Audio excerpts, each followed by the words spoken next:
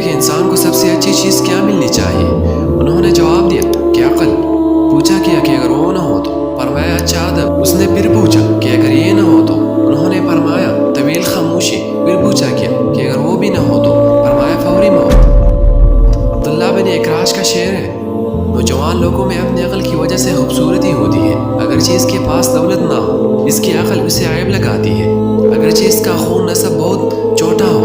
ابو حاتم کہتے ہیں کہ عقلمند پر واجب ہے کہ جس حکمت کی وجہ سے اس کی عقل زندہ ہے، اس سے جسم کو زندہ رکھنے والے خوراک سے زیادہ محبت کرے، اس لیے کہ جسموں کی قوت کھانے ہے اور عقل کی قوت حکمت ہی ہے۔ جس طرح اجسام کھانے پینے کے نہ ہونے سے مر جاتی ہے، اس طرح عقل بھی اپنی خوراک حکمت کی نہ ملنے سے مر جاتی ہے۔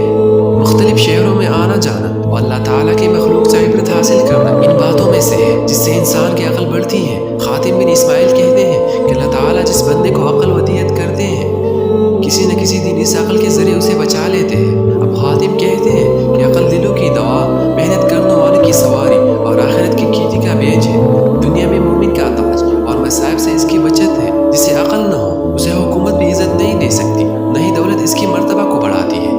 اس شخص کو عقل کا کوئی فائدہ نہیں جسے دنیا کی لذت یا آخرت سے غافل کر دے۔ جس طرح زمانے میں سب سے سخت چیز جہالت ہے، اس طرح سے بڑا فاقہ عقل کا نہ ہونا ہے۔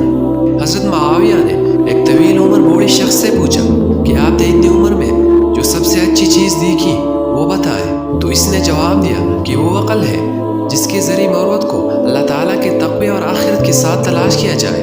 جس شخص کی عقل مکمل ہو جاتی ہے، اس کی سب معاملات مکمل ہو جاتی ہیں، اس کی نعمت کامل اور تعمیر مکمل ہو جاتی ہے، اور اگر عقل نہ ہو تو اس کے نقص واضح ہو جاتا ہے، اگرچہ وہ بڑا مالدار ہی کیوں نہ ہو، اس کے عطا بے کثیر ہو۔ حضرت علی کرم اللہ وجہ سے مروی ہے کہ جب اللہ تعالیٰ نے حضرت آدم علیہ السلام کو جنت سے اتارا تو ان کے پاس جبرائیل آئے اور ان سے کہا کہ مجھے حکم دیا گیا ہے کہ 3 چیزوں میں سے ایک چیز آپ کی پسند کے مطابق آپ کو دے دوں، لہٰذا حیات، دین اور عقل میں سے ایک چیز کو پسند کر لیجیے۔